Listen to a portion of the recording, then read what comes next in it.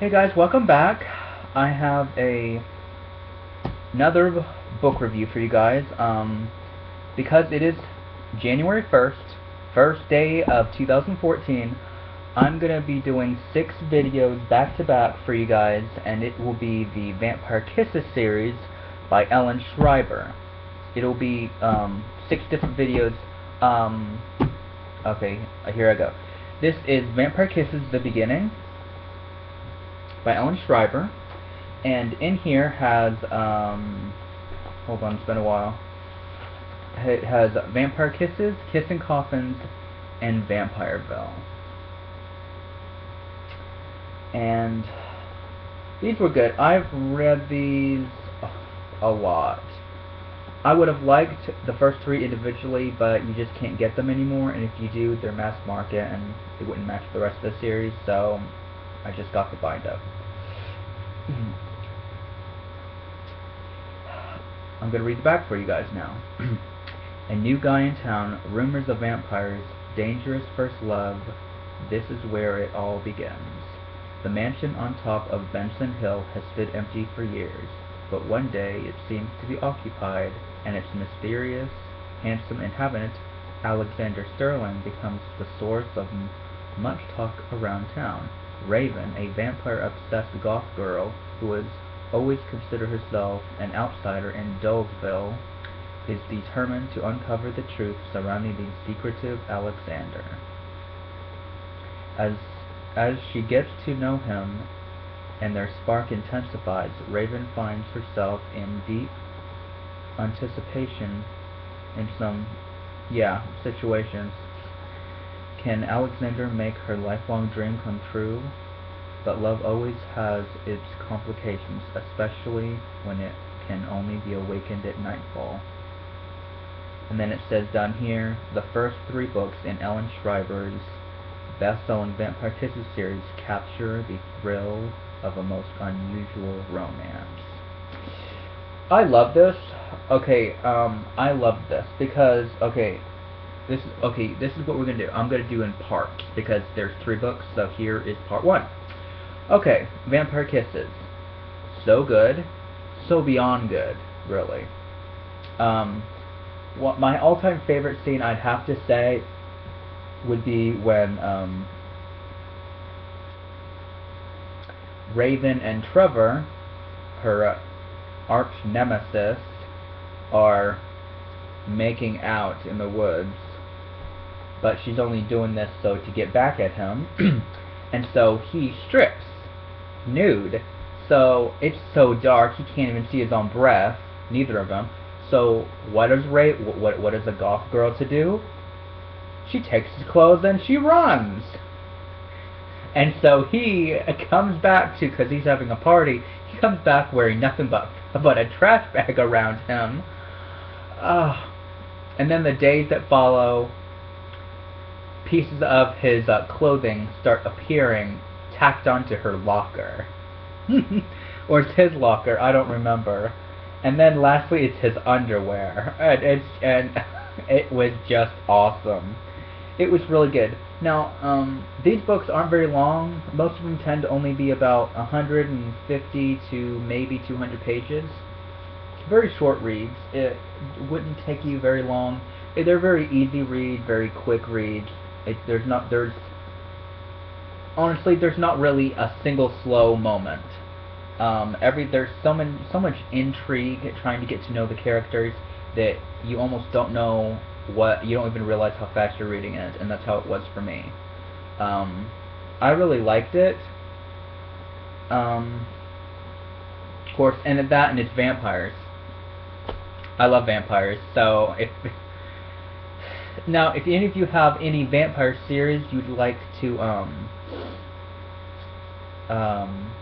recommend, please leave comments down below, and I will definitely check it out because I love vampire books.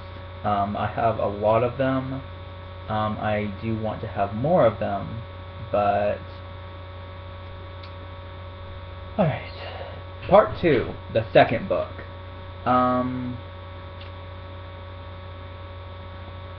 The second book is Alexander leaves, and she and Raven takes a little trip to find him. And I'm not going to say anything really about that one. I mean, sometimes it's hard to kind of describe a book when it's not that big, but that, and it's been a really long time since I've actually read it. But the one thing I like about the books is between every single one, they always have this little caption that takes place part of the book, and this one says, if I can get to it, I want a relationship I can finally sink my teeth into. Alexander Sterling. Every book has one of those little,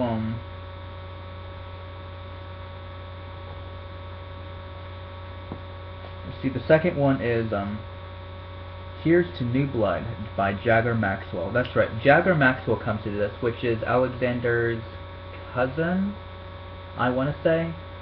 And, he's definitely an interesting character. He is a vampire, of course. However, his sister is mortal. She's the only mortal born from a family of vampires, which I find kind of interesting. So there's that. Book 3, if I can get to it, that is. Because during the course of the series, Raven has been trying to convince Alexander to turn her, because her lifelong dream is to become a vampire. And Luna Maxwell, Jagger's sister, she actually gets turned.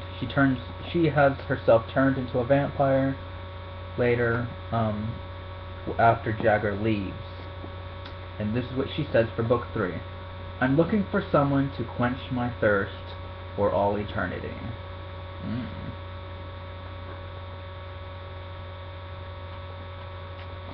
And throughout all of this, Raven is constantly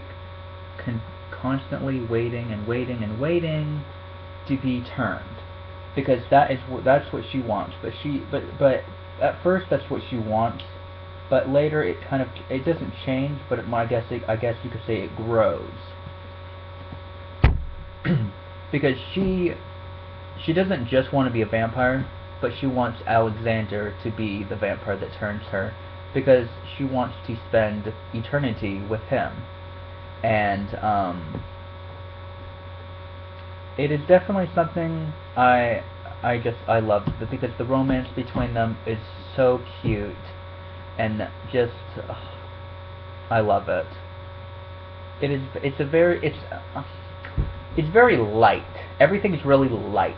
I mean, there's some, but I mean, there's not too many things that's actually really, really intense until the last book. And because I would have to say this book is written for probably teenagers. I mean, people who are young adult and adult, they can read it too. But the way it's written, it's written in the perspective of Raven, and she's 16 and in high school, and so that's just how it was. But I really liked it. It was a really good book. I have nothing bad to say about this. The one part of the series I don't really like is it felt like Ellen Schreiber waited too long to finally turn Raven, because she was turned in the last book, and it felt like, because she was turned at practically the very last page of the book, and I feel like we didn't really get to explore more about her as a vampire, because I mean, we kind of knew we got snippets of the vampires around her, but we never actually got to see. We got a little glimpse of what it was like through her eyes, to see everything, and she could feel her own fangs in her mouth, and I thought that was really cool. But I felt like there needed to be more being said. I mean, I felt like it was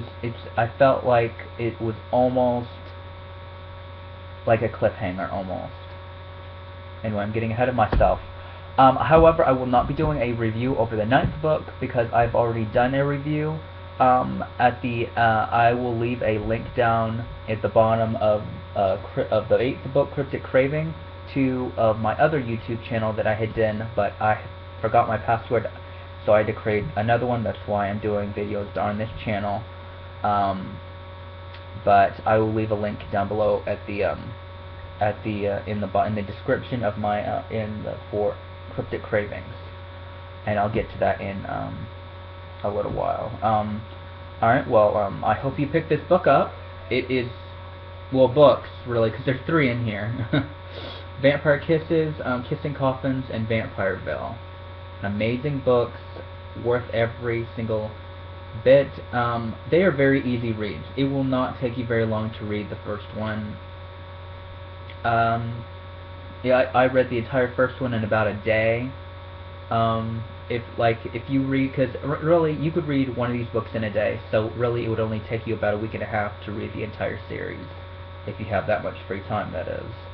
Alright, well, please do pick this up. I highly recommend it. This book was really, really good, and I'll see you guys soon, and happy reading.